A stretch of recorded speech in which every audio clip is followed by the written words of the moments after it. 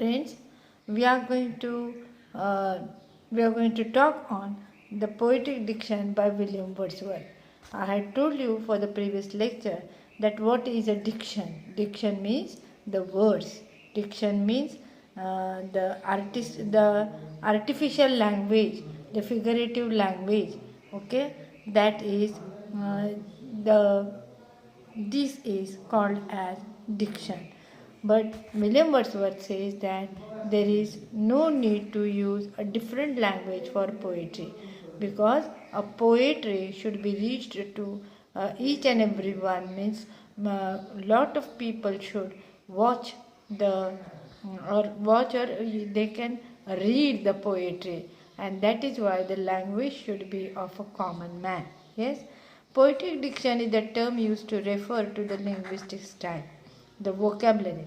The vocabulary used in this poetry should be very simple, and there should not be any figurative language. But many a times figurative language is used by the poets. Even Wordsworth says that many a times he has written in a figurative language. He has made use of metaphors. Wordsworth proposed that a language near to the language of men was as appropriate for poetry as it was for the purpose. Means ज्या लोकांनी काय कवीने काय केलं पाहिजे, कविता अशा लिहिल्या पाहिजेत की लोकांना समजतील अशा अगदी सर्वसामान्य माणसांच्या भाषेमध्ये वापरली पाहिजे. The words used by the people cannot be employed in poetry. It should be filtered. पण आपण जर सर्वसामान्य माणसांची भाषा वापरली आपल्या काव्यामध्ये तर ती कशी असणार आहे, ती रिफाईंड नसणार आहे ना. थोडेसे शब्द जे आहेत ते खूप विचित्र असतील, वेगळे असतील किंवा चुकीचे असतील, तर आपण त्याच्यामध्ये भाषा कशी वापरली पाहिजे, refined. Okay, you should read again and you should find that what if the poem has any vulgarity. त्याच्यामध्ये काही उर्मट भाषा किंवा घाणेरडी अश्लील भाषा त्याच्यामध्ये वापरली असेल तर ते काढून टाकायचे. All the words use by the people cannot be employed. It should be filtered. ती फिल्टर केली पाहिजे, ती काय रिफाईन केली पाहिजे. बरोबर आहे. The poet should give the colour of his imagination. बघा, कोणतंही काव्य किंवा लिखाण हे इमॅजिनेशन शिवाय होऊ शकत नाही. The poet should have imagination and imagination give the colouring. हे काय रंगाची साथ जशी दिली जाते तसं इमॅजिनेशन हे मस्ट आहे काव्यामध्ये. Unless the poet imagines he cannot write the poem. The poet should give the colour of his imagination to the language employed by him in the poetic diction. त्या कवीनं आपली इमॅजिनेशन, कल्पनाशक्तीचा वापर करून त्याने काव्य लिहिलं तर ते काव्य अप्रतिम होतं.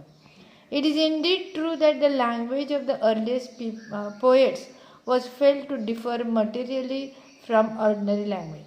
आता पूर्वीच्या जर तुम्ही कविता पाहिल्या क्लासिकल पिरियडच्या, तर त्या काळामध्ये काव्याची भाषा आणि तुमच्या धडे लिहित असताना जी किंवा एसे रायटिंगमध्ये तुमची जी भाषा आहे ती वेगळी आहे, हे आपल्याला दिसून येतं आहे. But it was really spoken. ती भाषा कोण वापरतं तेही महत्त्वाचं आहे. Wordsworth theory of poetic diction was a result of desire to find a suitable language. What did Wordsworth do? He was in search of a desirable, a suitable language.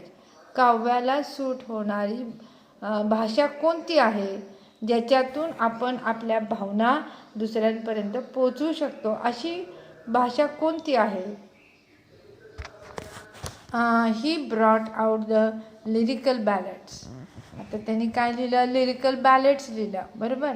With a view to ascertain how far the language of conversation in the middle and lower classes of society is adapted to the purpose of poetic purpose. Okay, त्यांनी पाहिलं की अगदी lower class of the society, middle class of the society हे कशा पद्धतीनं बोलतात, त्यांना कोणती भाषा समजेल, सोपी जाईल, त्या पद्धतीने त्यांना काव्य लिहिलं जातं. Hence he aimed at dealing with humble and rustic life. म्हणून आपल्याला दिसतं विल्यम वर्ड्सवर्थ हे रस्टिक पीपल किंवा हंबल पीपल, म्हणजे जे हताश आहेत, जे अतिशय ग्रामीण भाषेचा वापर करतात बोलताना, त्या लोकांसाठी ते लोक नजरेत ठेवून विल्यम वर्ड्सवर्थनी काय केलं, काव्य लिहिलं. Wordsworth believe that a poet is essentially a man speaking to man.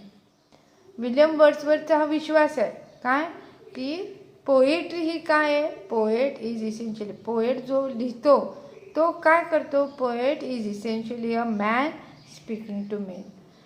कवी जो आहे तो इतर माणसांशी बोलतो, संवाद साधतोय, तर सर्वसामान्य माणसांशी साधतोय, सर्वसामान्य माणसांशी बोलतोय, तर त्याची भाषासुद्धा त्या माणसांसारखीच असली पाहिजे.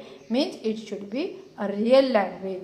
There should not be any artificiality. त्याच्यामध्ये अलंकारिक भाषेचा जास्त वापर होता कामा नये.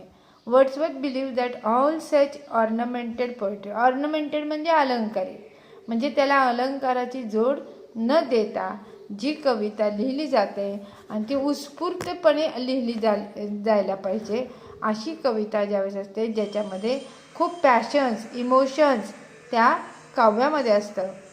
ही defines poetic diction as a language of the poet as a class. ती जी भाषा तो कवितेमध्ये वापरतोय ती एक क्लासची असली पाहिजे, म्हणजे क्लास, बट द लँग्वेज क्लासची नसायला पाहिजे. जसं आपण पाहतो क्लासिसिझम या पिरियडमध्ये कवी कसे भाषा वापरत होते, पण आत्ताच्या या रोमॅन्टिक पिरियडमध्ये कवी काय उत्स्फूर्तपणे आपले विचार मांडायचा, त्याच्यामुळं त्याची कविता, त्याची भाषा ही भाषा सर्वसामान्य माणसांची आहे. The function of poet is to share the joy with his reader. कविता वाचून, धडा वाचून कधी कधी आपल्याला खूप आनंद मिळतो, तर हा आनंद सर्वांना मिळावा, सर्वसामान्य वाचकांना मिळावा, म्हणून विल्यम वर्ड्सवर्थ अशा भाषेचा वापर करतो. The power of communication to a higher degree than other men. He is able to communicate his emotions to such a way that the readers feel pleasure. बघा, आपण पहिलं फंक्शन काय पाहिलं, we have seen that the function of literature is to give pleasure, to entertain the readers. बरोबर आहे. This is the first thing that the writer has to bear in mind, that what a writer has to give us, he wants to give us the pleasure. आनंद मिळाला पाहिजे कवितेतून, आणि तो आनंद कधी मिळेल, ज्यावेळेस तुम्ही सर्वसामान्य माणसांच्या भाषेमध्ये लिखाण कराल. The end of a poetry is the end of poetry is to impart pleasure. आनंद देणं सगळ्यांना हे लिटरेचरचं प्रमुख कार्य आहे. Function, the real function of literature is to impart म्हणजे देणे, इम्पार्ट प्लेजर, आनंद. According to him pleasure makes a man feel. आता आनंद मिळाला की माणूस काय करतो, फील करायला लागतो. समजा निसर्गाच्या सानिध्यात असाल आणि काव्य लिहिलेलं आहे, तर त्या काव्यातून त्याला काय मिळतं, आनंद मिळतो. The man starts feeling, live moves and gain knowledge. आपल्याला काय मिळतं कवितेतून, नॉलेज मिळतं. We feel sympathy because through sympathy we get pleasure. आपल्याला सहानुभूती मिळते, आपल्याला सहानुभूती एखाद्याच्याबद्दल वाटायला लागतं आणि त्याच्यातून खरं तुम्हाला प्लेजर मिळत असतं. Sympathy because through sympathy we get pleasure. Even the painful and pathetic elements of life must be so communicated. Means in your life, if you are having some painful events, then you have to paint it. A writer has to paint it in such a way that you get pleasure. म्हणजेच काव्यामध्ये जर एखादं दुःखद प्रसंग असेल तर तो सुद्धा इतका व्यवस्थितपणे रंगवला पाहिजे, की समोरच्याला ते वाचून आनंद मिळाला पाहिजे की how perfectly the poet has written this. For example, if you see an elegy, then in elegy also you will find that how a poet is regretting for his friend because he has lost his friend, and that is why how beautifully he writes all that that all what we call the things which are happening there. He communicates it very beautifully, communicated that it would be productive of pleasure. Poetic pleasure is of a deeper and more beautiful kind. Poetry, how poetic pleasure, ज्या कवितेतून आनंद जो मिळतो तो कसा आहे, is of a deeper and more beautiful kind. खूप सुंदर तुम्हाला त्यातनं जो मिळणारा आनंद आहे तो जबरदस्त आहे. For poetry it is the breath and finer spirit of all man. It aims at evoking a feeling of love for human nature. Poet is able to communicate his feelings and joy. तो त्याचे feeling, त्याच्या भावना, त्याचा आनंद आपल्यापर्यंत पोहोचवण्याचा प्रयत्न करतो. He is blessed with the ability to express himself. What does a poet do? What is the function or what is the aim of poet? That he tries to express himself.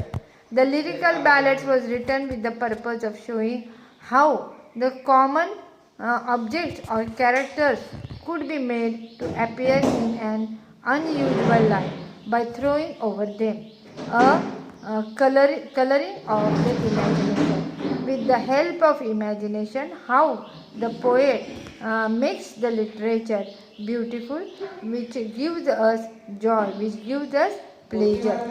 Wordsworth felt that the subject of poetry extends the range of the poetic subject. He felt that the universal elements of human nature expressed in his poetry are found in a purer and simpler state. Means the poetry which we find in Wordsworth, those poems are having a very human nature. In that you get the elements of human nature expressed in his poetry, and they are found in a purer and simpler state of a common man. William Wordsworth gave importance to the language of common man because in his mind or the view is that the common people should understand the poetry. So this was all about the poetic diction of William Wordsworth. Okay, thank you for listening me. Please write your names. Thank you.